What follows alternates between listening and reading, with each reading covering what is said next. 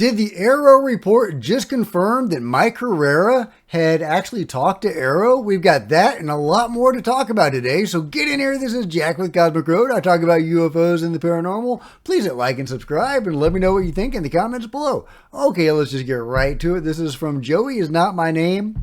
Oh yeah, well first of all he says, look at the terminology, this is intentional, and he highlights all the use of the word extraterrestrial in the report and the Arrow historical U.A.P. report. And you know, as I noted in my own video on that, that does seem very specific and intentional. You know, if these beings are other dimensional or crypto-terrestrial, you know, obviously, you know, that may not be ET, you know, as we think of it, right? But anyway, getting to Michael Herrera, this is a quote from the report. An interviewee who is a former U.S. service member said that in 2009, while participating in a humanitarian and security mission in a foreign country, he encountered U.S. Special Forces loading containers onto a large extraterrestrial spacecraft. And of course, that can only be Mike Herrera. So, yeah, so Mike Herrera actually did testify to Arrow. And what did they do with it? Nothing. They didn't do anything with it, guys. Yeah, so let's see. We also have this to go over. Whatever happened to Kirkpatrick complaining that he didn't have Title 50 clearance? Apparently now in the report it says Arrow was granted full unrestricted access by all organizations. And there you go. Arrow was granted full unrestricted access by all organizations. So yeah, so much for only having Title 50. Or 10. Meanwhile, of course, we have Volume 2 of Arrow's historical review to look forward to. Joe Murgia reports, Volume 2 will include any findings resulting from interviews and research completed from November 1st, 2023 to April 15th, 2024. Arrow interviewed approximately 30 people who claimed to have insight into alleged USG involvement in off-world technology exploitation or to possess knowledge of UAP that have allegedly disrupted U.S. nuclear facilities in the past. So will we get more from Mike Herrera's report to Arrow in Volume 2? Probably not. Meanwhile, remember the Kandahar Giant story? Well, check this out. Timothy Alberino says that the Kandahar Giant story is 100% legit. What? I personally interviewed, he says, the AC-130 pilot who transported the dead body of the Giant out of Bagram Airfield. He weighed 1,500 pounds. He had red hair and 6 fingers. I'm betting that body is presently soaking in a vat of formaldehyde at Wright-Patterson. That's crazy. Now, I mean, I've heard of the Kandahar Giant. Of course, it's such a crazy story. I've seen that debunked. I've seen it rebunked. You know, I don't know what to think about the Kandahar Giant story. I do believe in the giants. The giants seem to have been a thing. Are they still a thing? Because that seems to be what the Kandahar Giant story is indicating, right? Yeah, but here is the actual story if you don't know. Stephen Quayle spoke of an occurrence which is still classified by the U.S. government in his popular radio show Coast to Coast. The events allegedly happened in 2002 in a desert part of Afghanistan when a U.S. Army squad went missing. A special ops task force, branch unknown, possibly Rangers considering that the missing squad was Army, was sent to find out what had happened, and the soldiers walked along a ragged mountainous trail until arriving at the entrance of a large cave. Pieces of broken U.S. military equipment and gear were scattered all around the clearing. The task force was about to enter the cave to explore its recesses when a 12 to 15 feet red-headed, 6-digit, double-toothed, because it had 2 layers of teeth, humanoid emerged and attacked the soldiers. The giant impaled Dan, quote-unquote, with a giant spear and proceeded to attack the rest of the squad. The witness states that it took 30 seconds of continuous fire to down the giant. Between them, the squad was armed with full auto M4 carbines, recon carbines, and M107 Barrett anti-materiel rifles. firing. Anyway, this much firepower concentrated on one target for 1 second, let alone 30, would be extremely destructive. According to the witness, the giant wore canvas or animal hide covers to protect its feet like moccasins and smelt like dead bodies. The creature's body was airlifted back to the squad's base by a helicopter in net. From there, it was loaded into an aircraft and taken away, never to be seen again. Upon their return, the soldiers were made to sign non-disclosure paperwork to stop the word spreading of their encounter. The witness states that he broke his silence because people have a right to know what's happening on our planet. And indeed we do. If this story is legit, that is just crazy, guys. Giants attacking soldiers in Afghanistan, even killing one of them. And that is, this is the story that Timothy Alberino is saying is 100% legit. That's wild, guys. That's wild. I need more information about this. Apparently, Timothy shared the interview with that individual in a film he directed and edited years ago called True Legends. So, check that out at your leisure. But I thought that was super fascinating.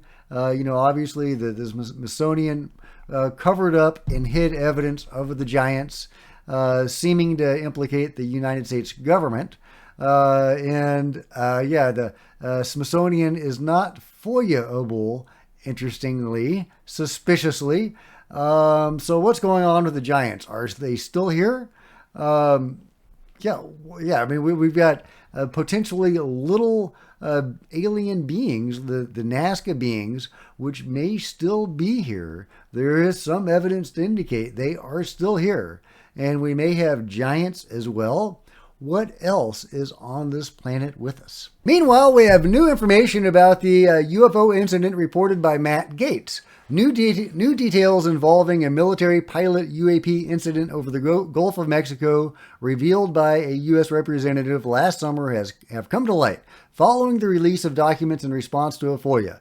The incident, first described by Gaetz last year during a widely viewed congressional hearing on U.A.P., reportedly occurred on January 26, 2023, during a test mission operated out of Eglin Air Force Base, Florida. And as we now know, Eglin Air Force Base has its own crash retrieval program, UFO crash retrieval program. I reported on that before.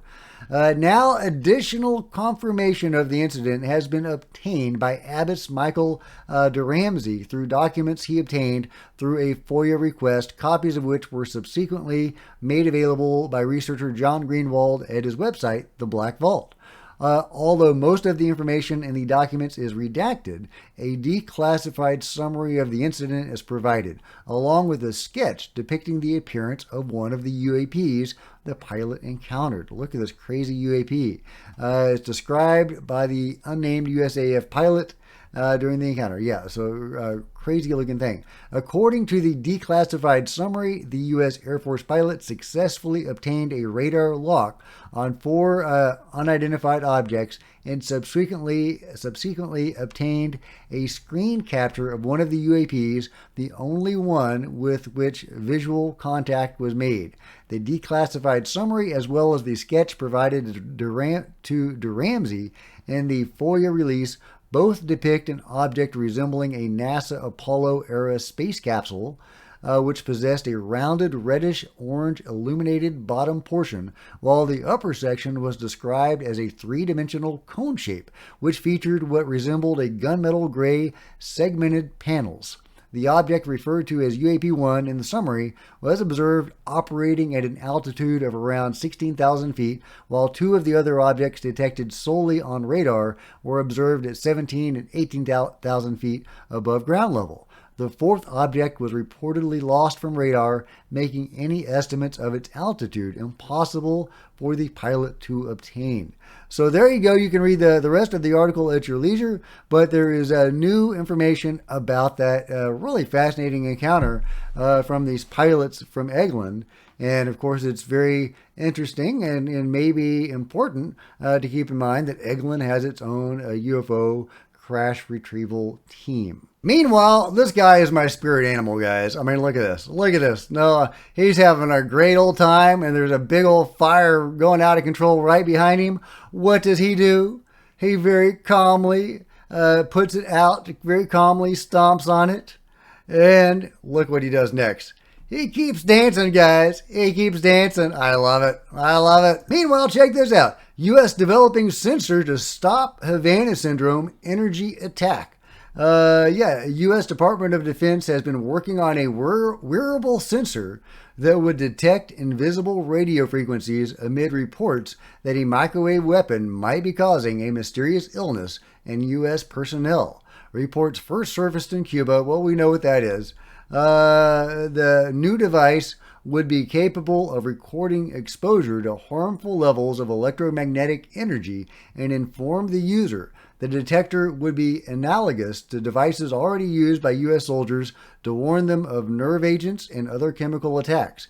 A wearable RF detector to signal and document exposure to injurious levels of RF energy would allow personnel to take timely and appropriate protective measures, enable confident diagnoses of RF exposure injury, and serve as a critical intelligence resource for defining current battlefield threats. Meanwhile, check out this video. This is really cool. This is another video sent to me by John Bell, and I encourage you to check out his channel, Florida Real UFO.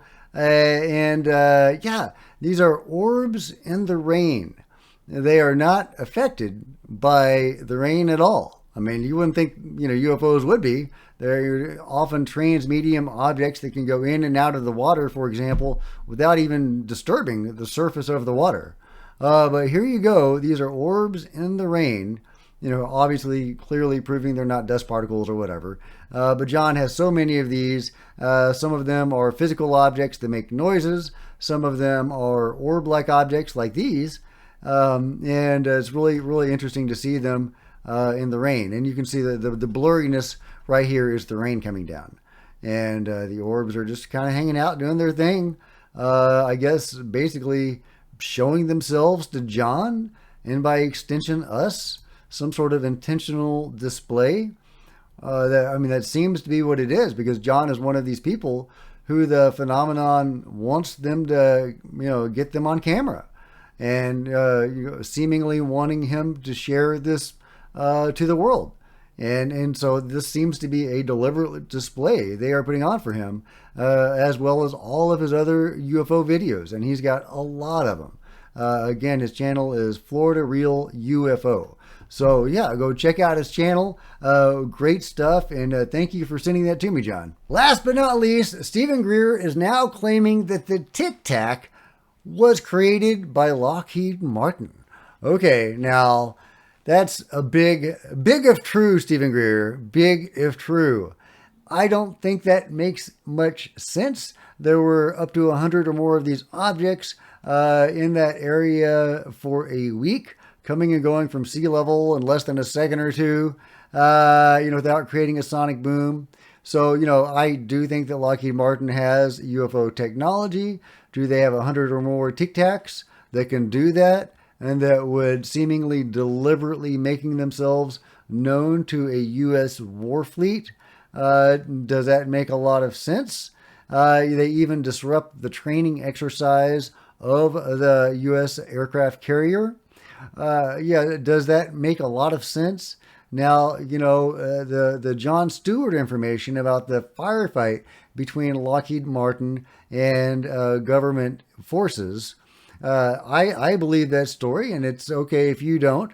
Nico, friend of the channel Nico, who has some good sources himself, has corroborated parts of that story, although he didn't name Lockheed Martin specifically. That would be an example of tension between the government and the private sector, right, involving UFOs. And also you could see the Schumer-Rounds Amendment as more tension between, if they're trying to exert eminent domain over private companies. That could be another example of the tension between the government parts of the UFO control group and the private parts. And I've talked about that several times before. So could theoretically a fleet of Tic Tacs created by Lockheed Martin, and dogging this U.S. battle group and disrupting their training exercise be an example of that tension? It's possible. It's hypothetically possible. I don't tend to believe it, though. I don't think that Lockheed Martin has 100 Tic Tacs that would do this, that would intentionally antagonize the U.S. war fleet and then vanish into the Catalina Island waters, which seems to be what happened. There seems to be a UFO base near Catalina Island underneath the water in that area. And I don't think it's a Lockheed Martin base.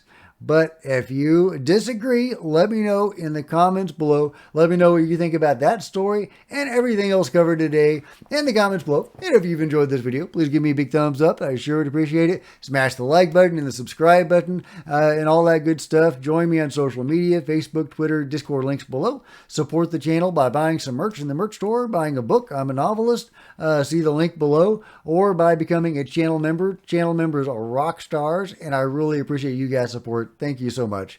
Meanwhile, there are plenty of other videos on the channel, and I'll see you guys next time. This is Jack with Cosmic Road, signing out.